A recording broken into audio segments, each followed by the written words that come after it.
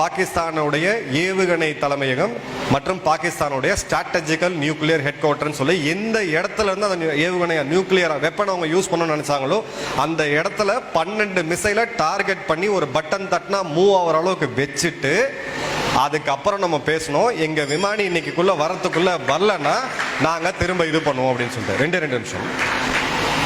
இப்போ அந்த நாடு அணு ஆயுதத்தை பிரயோகிக்க முடியாது. நீங்க அணு ஆயுதத்தை பிரயோகிக்கணும்னு யோசிச்சீங்கன்னா திரும்ப அடிக்கிறதுக்கு எங்களுக்கு வேற வேற வழிகள் இருக்குன்றதை நம்ம இது பண்ணுவோம்.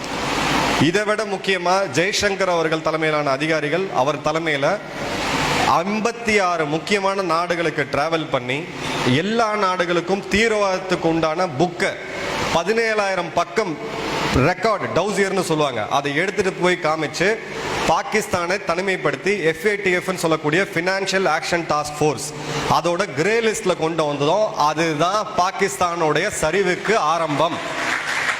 270 ரூபாய் இன்னைக்கு அங்க பெட்ரோலோட ரேட்டு. ஒரு லிட்டர் பால் இன்னைக்கு 300 ரூபா அங்களுடைய ரேட்டு. இந்த நிலைமைக்கு பாகிஸ்தான் ஆட்சி அப்படின்னா சத்திரியனா மட்டும் இருந்தா பத்தாது, சாணக்கியனாவும் இருக்கணும். நம்ம தலைவர் சாணக்கியனா யோசனால தான் அந்த நாடு இன்னைக்கு அந்த நிலைமையில் இருக்கு. இது இன்னொரு நாட்டை அழிக்கணும் அப்படின்னா அழிக்கப்பட வேண்டியது அழிக்கப்பட்டு தான் ஆக வேண்டும். மூட்டை பூச்சி கடிச்சதுன்னா நீங்க அடிச்சு போட்டு தூக்கி போட்டு தான் போகணும். அந்த வேலையை தான் இப்போ பண்ணியிருக்கோம். பாகிஸ்தான் தன்னுடைய வரலாற்றிலே 75 வருட வரலாறுலேயே வீக்கஸ்ட் பாயிண்ட்ல இப்ப இருக்கிறாங்க. இதற்கு நடுவில் போன வாரம் ஒரு மாதம் முன்னாடி நினைக்கிறேன் 370 சரி அப்படின்னு சொல்லி நம்மளுடைய உச்சபட்ச கான்ஸ்டிடியூஷனல் பெஞ்ச் தீர்ப்பு கொடுக்கும்போது நம்ம எல்லாரும் செலிப்ரேட் பண்ணோம். 370 ஸ்டேட்டஸ் போட்டோம். யாராவது மோடி ஐயாவோட ட்வீட் பார்த்தீங்களா? ஒரே ஒரு வரியில தான் போட்டார் அவர்.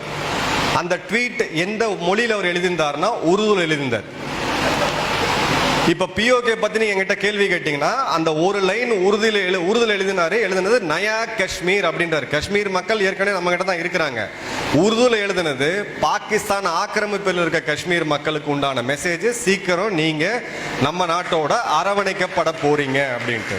இது எலெக்ஷன் ஸ்பீச் கிடையாது. அவருடைய ஒரு வார்த்தைக்கும் ஒரு அர்த்தம் இருக்குது. 2015 செங்கோட்டையில் நின்று அவருடைய சுதந்திர தின விழா உரையை நடத்தும் போது பலுச்சிஸ்தான் அப்படின்ற ஒரு வார்த்தை எடுத்தார். இன்னைக்கு பலுச்சிஸ்தான் எதிர்த்து நின்று பாகிஸ்தானை விட்டு பிரிஞ்சு போகணும் அப்படின்றாங்க. நம்ம PAK பத்தி பேசிட்டு இருக்கோம்.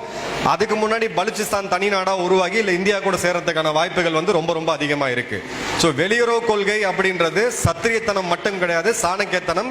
இந்த ஆர்டிகல் 370 வெர்டிக்ட் வரும்போது நம்மளுடைய வடக்கு ராணுவ தளபதி அவர் ஒரு பேட்டியில சொல்லியிருந்தாரு, நாங்க POK மீட் எடுக்கிறதுக்கு ரெடியா இருக்கோம், இடத்த மார்க் பண்ணியாச்சு, எந்தெந்த இடத்துல தாக்குதல் நடத்துறோம் சொல்லிட்டு. ராணுவ ரீதியா நாங்க ரெடி, ராஜாங்க ரீதியாகவும் நாங்க ரெடி. 2022 POKல நடந்த முஸ்தபாபாத்ல நடந்த மிகப்பெரிய போராட்டத்தில் 4 லட்சம் மக்கள் கத்துனது இந்தியாவோடய நாங்க ஒன்னு சேரணும் சொல்லி அங்க மக்களும் பார்க்க ஆரம்பிச்சிட்டாங்க. அடுத்த 5 வருட காலத்துக்குள்ள நம்ம காஷ்மீர் பெற போற வளர்ச்சியை பார்த்து அங்க இருக்கிற மக்கள் போதுண்டா இந்த நாட்டோட நம்ம இருக்க வேண்டாம் அப்படின்னு சொல்லி அந்த மக்களா கிளர்ந்து எந்திரிச்சு வருவாங்க. அன்னைக்கு வரும்போது சிறு அளவுல நம்ம ராணுவம் அங்க செயல்படும். இந்த அடுத்த 5 வருடத்துக்குள்ள POK அப்படின்னு சொல்லக்குள்ள ஆக்கிரமிப்பு காஷ்மீர் அப்படின்றது நம்மளோட வரைபடத்தை இன்னைக்கு மாத்தி வரைஞ்சு விளையாடிட்டு இருக்காங்கல்ல சில பேர் லெஃப்ட்ல, அதெல்லாம் மாறி அடுத்தது நம்ம எங்கன்னு யோசிக்கிற அளவுக்கு தான் மாறும். இந்த செய்தியை மக்கள்கிட்ட கொண்டு போங்க. இந்த செய்தியை மக்கள்கிட்ட கொண்டு போவாங்க. சும்மா வீராவேசமா பேசினா மட்டும் பத்தாது, ஃபேக்ட்ஸ் அண்ட் ஃபிகர்ஸ் வேணும். கன்வின்ஸ் பண்ணுங்க, அதை பண்ணி கொண்டு போங்க.